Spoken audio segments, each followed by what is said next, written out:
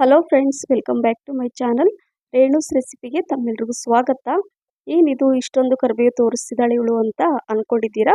ಹೌದು, ಇವತ್ತು ಕರಿಬೇವು ಸೊಪ್ಪನ್ನು ಉಪಯೋಗಿಸ್ಕೊಂಡು ಒಂದು ಆರೋಗ್ಯಕರವಾದ ರೆಸಿಪಿನ ಮಾಡ್ತಾ ಇದ್ದೀನಿ.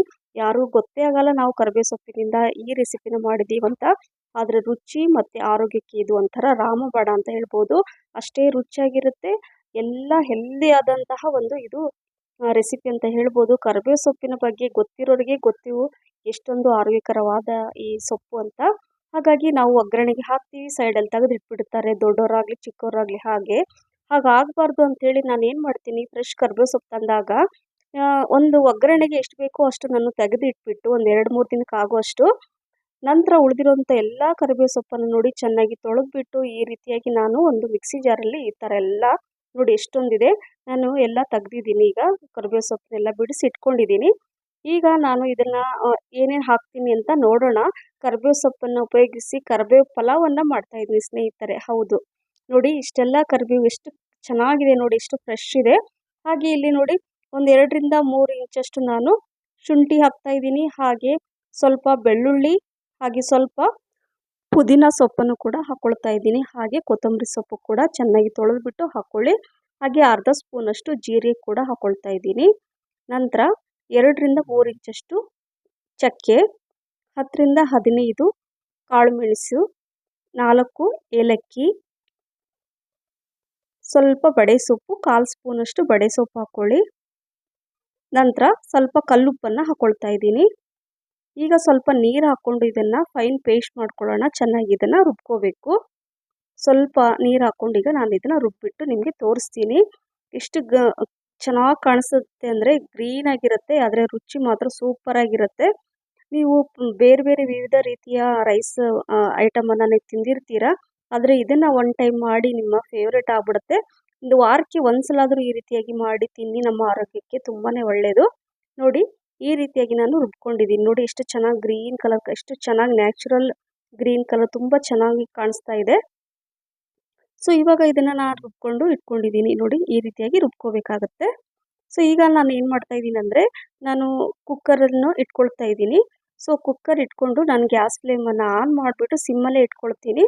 ಇಲ್ಲಿ ಸ್ವಲ್ಪ ನಾನು ಎಣ್ಣೆನ ಹಾಕ್ಕೊಳ್ತಾ ಇದ್ದೀನಿ. ನೀವು ಮನೇಲಿ ಯಾವ್ದು ಯೂಸ್ ಮಾಡ್ತೀರೋ ಆ ಎಣ್ಣೆನ ಹಾಕ್ಕೊಳ್ಳಿ.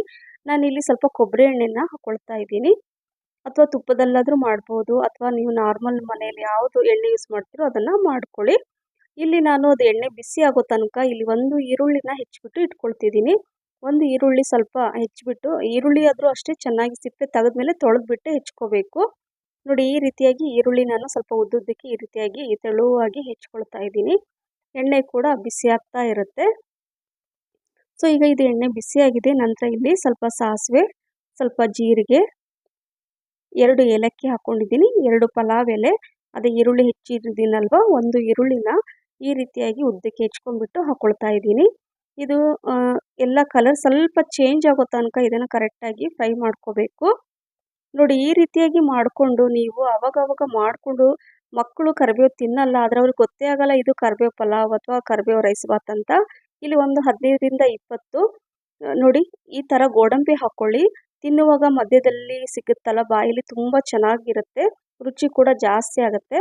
ಸೊ ಅದನ್ನು ನಾನು ಒಂದು 30 ಸೆಕೆಂಡ್ ಮಿಕ್ಸ್ ಮಾಡ್ಕೊಂಡ್ಮೇಲೆ, ಅಂದರೆ ಫ್ರೈ ಮಾಡ್ಕೊಂಡು ನಂತರ ಕರಿಬೇವು ನಾವೇನೋ ರುಬ್ಬಿರ್ತೀವಲ್ಲ ಪೇಸ್ಟನ್ನು, ಅದನ್ನು ಇದರಲ್ಲಿ ಹಾಕ್ಕೋಬೇಕು.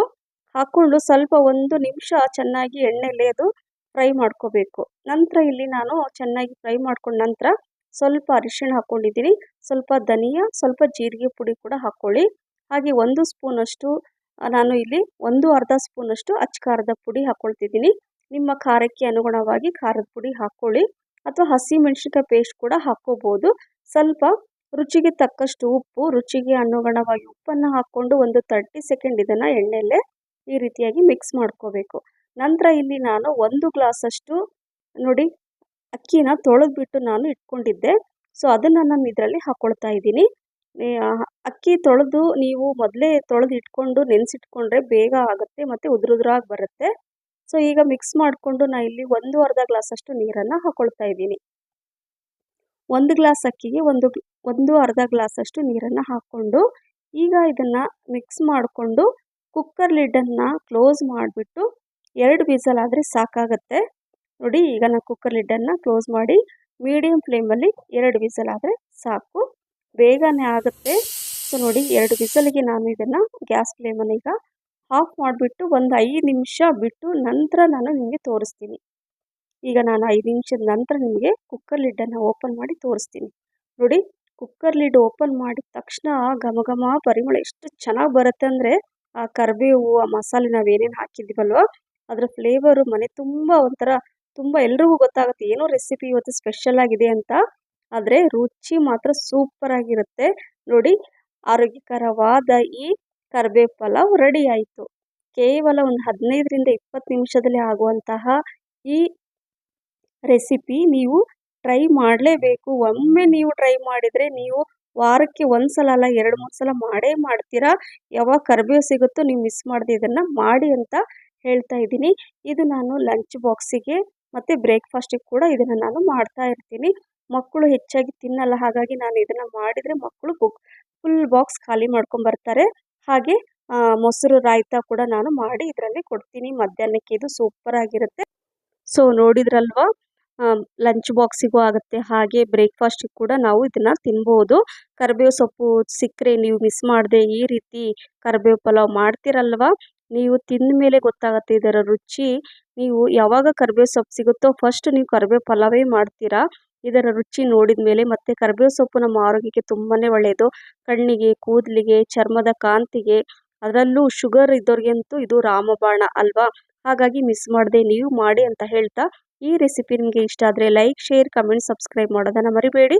ಹಾಗೆ ನನ್ನ ಫೇಸ್ಬುಕ್ ಪೇಜನ್ನು ಫಾಲೋ ಮಾಡಿ ಅಂತ ಹೇಳ್ತಾ, ಥ್ಯಾಂಕ್ ಯು ಫಾರ್ ವಾಚಿಂಗ್.